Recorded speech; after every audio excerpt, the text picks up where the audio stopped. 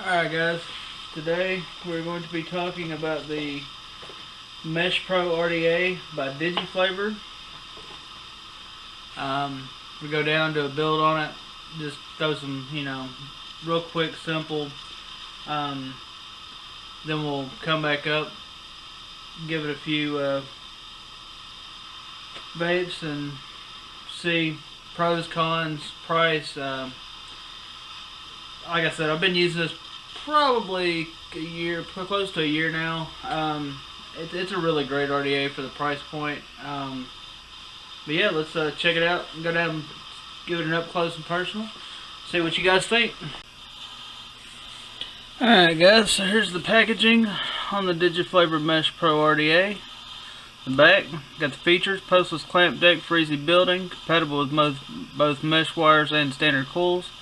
Supports both single coil and dual coil, deep juice well, and both regular pin and BF pin included.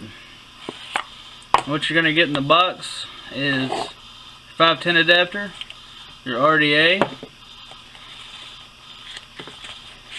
Take that guy there out. It does come with some pre-cut coils, stainless steel, NI80 and Kanthal. It's got your warranty booklet and owner's manual. And it's also got your good bag of goodies. It's got extra post screws, your squonk pin, your 510 adapter, extra O-rings, and your tool.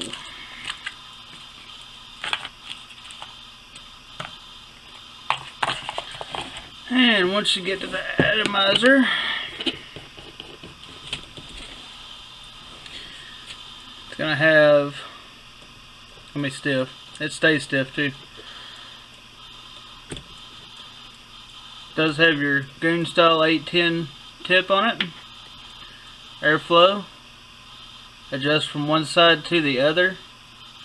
Okay, that means it goes 2 blocks at a time, and it's both sides or anything. I mean, it doesn't do single coil. It's set up for, both sides being open or both sides being closed the same. Build deck on here is pretty simple. You have your 2 flathead screws. You give those a little turn, and that is going to clamp it down. Juice well is extremely deep in this guy. I believe it's 9 or 10 mils. I'll have to check. So let's throw a build in here. What I like to do on this, after using it for a little while, is I will clamp one side down,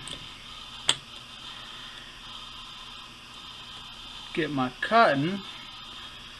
I am using Vape cotton as always, but get you just a little section of cotton like this, and this is actually a whole just cut straight off the Vape roll, or however you want to put that. Then you just kind of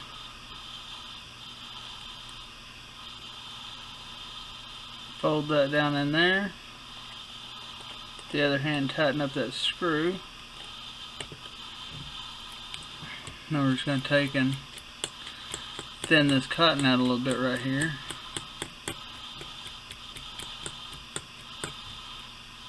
Get some of the crap out of there. And I've found with this NI80 mesh, there's not a real need to dry burn it. And actually, dry burning it, you have a really good chance of melting down the wire. So then we just, like I said, this juice well on this thing's insane, guys.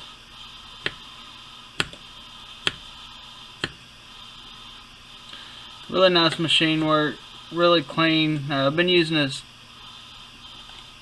probably close to a year, and it's been my all day, everyday go-to. And then we'll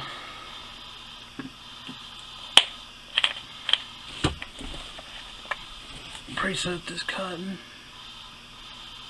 Now we'll say, when you go to juice this, guys, especially using the Vape, because the Vape's a really fluffy absorbent cotton anyway, but it will take a while.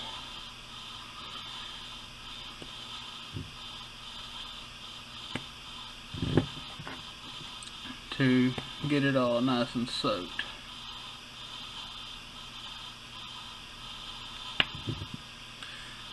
But at the same time, with that being said, it does hold a lot of juice, so there's not near as much.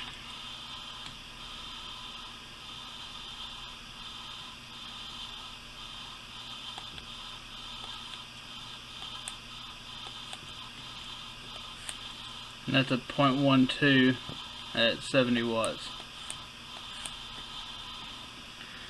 So let's go back up top.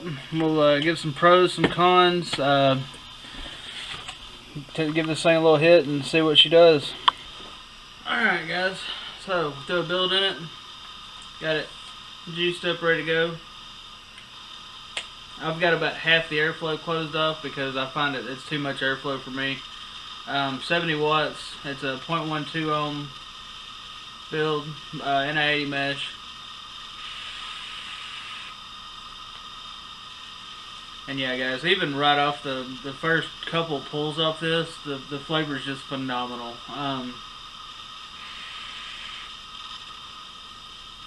Good cloud production.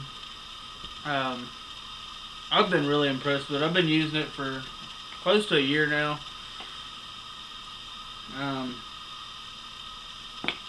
You can drip straight into it.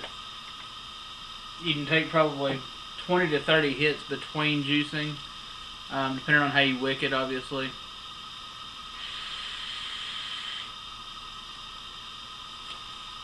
The only thing that I've noticed, the O-rings on this little guy, even the 810, I mean, I tried to pull the 810 drip tip out just then, and the whole top cap come off.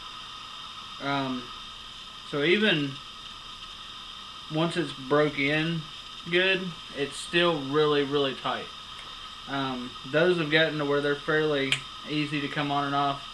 The other two O-rings, not so much, so adjusting your airflow is a little tricky sometimes. Or if you're changing your drip tip, which, you know, like I said, you can drip straight through it. Also, the other brands of mesh wire, Vape sells it by the roll. I think a couple other people do. I know the Vape's wire is actually too wide to fit in the slot on this one. The DigiFlavor, they sell their own mesh, and it's a 5 foot spool. But you can't use your Vape's mesh in this.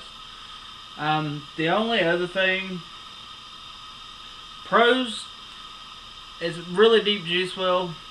The flavor is one of the best RDAs I've ever used, and I've been using it. It's been my all-day go-to ever since I bought it.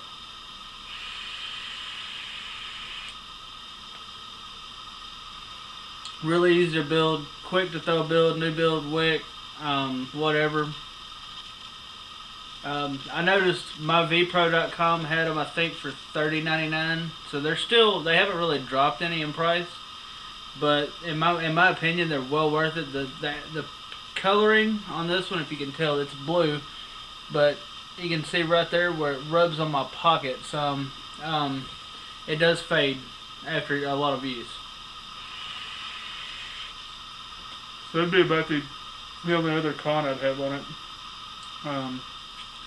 Yeah, you guys should definitely pick one of these up.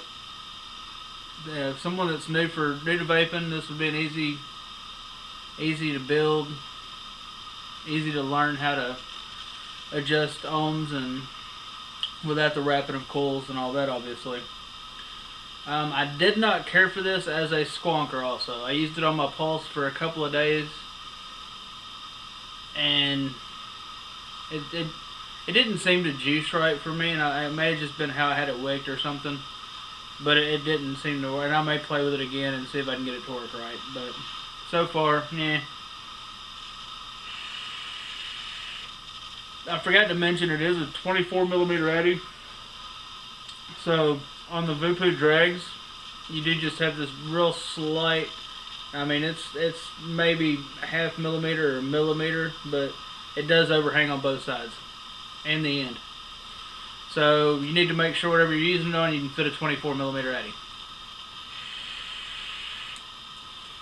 I think that's going to about cover it for me. You guys stay off the cigs. Keep it cloudy. Have a nice weekend.